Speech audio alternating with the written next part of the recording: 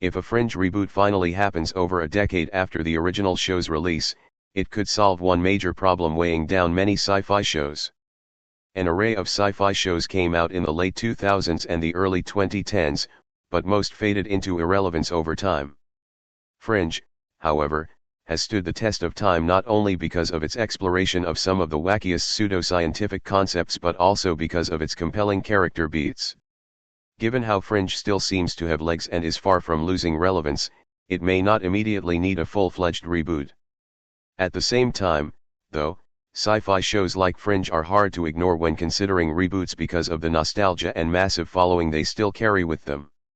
While it is debatable whether Fringe deserves a reboot over a decade after its initial release, one cannot deny that its reboot could single-handedly change the sci-fi genre in one significant way.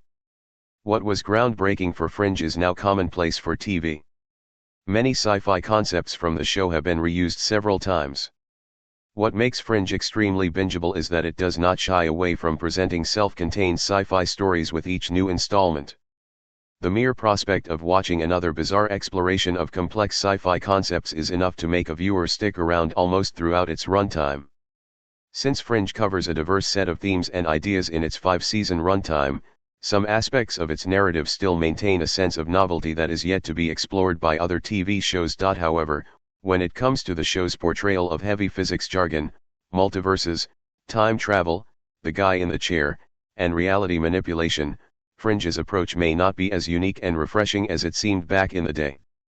Multiverses and time travel have been endlessly explored in shows like Dark Matter, His Dark Materials, and several others. A closer look at The Flash makes it hard not to believe that it is Fringe with superheroes in more ways than one. Fringe is still unique in the sense that it initially begins with a monster of the week format but grows into something far more complex and emotionally resonant. The show also barely experiences any major dips in quality and is further elevated by the chemistry between its main dynamic trio, Olivia, Walter, and Peter. However, many elements that once made Fringe a distinct addition to the sci-fi genre have now become commonplace for television. A Fringe reboot would have to be just as ahead of the curve as the original. Like the original, the reboot would have to catch up with some latest sci-fi trends. Fringe, Season 5, Episode 9, Walter and the Green Fairy. If a Fringe reboot merely attempts to rehash the ideas and concepts adopted by the original series, it would struggle to etch its identity in the sci-fi genre.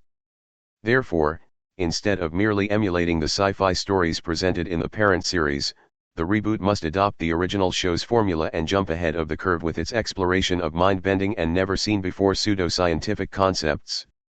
This approach could be a little risky because some ideas may feel a little too abstract and fantastical for audiences to stay invested. However, like the main series, the reboot, too, can ensure that viewers will stick around for more by gradually raising the wackiness bar instead of suddenly alienating viewers with extreme sci-fi. Since some episodes in Fringe, like And Those We've Left Behind and White Tulip, are considered far superior to others, the reboot can also learn from the more successful installments of the original series and double down on the things that worked well for the show during its initial run. What the ideal Fringe reboot would look like over a decade later.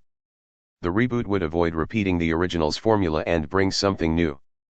Fringe garnered immense acclaim and attention when it first came out because it risked telling sci-fi stories that most other TV shows were not willing to touch.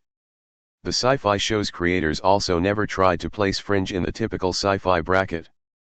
Instead, they allowed it to find its own feet and embraced it for its unique blend of genres, bold storytelling, and eccentric characterization. This allowed Fringe to reach its peak somewhere near the Season 3 mark and continue the momentum till the end of its run. Even the reboot needs to take a similar approach instead of trying too hard to fit into the modern sci-fi mold. In recent years, especially after the pandemic, many strange and highly refuted Fringe science speculations and ideas have garnered immense attention on the internet. The Fringe reboot seems to have the perfect opportunity to riff on these and recreate what made the original series so successful. While only time will tell whether a Fringe reboot will ever see the light of day, the mere prospect of the series' return, with Anna Torv, John Noble, and Joshua Jackson as its leads, sounds like a fascinating possibility.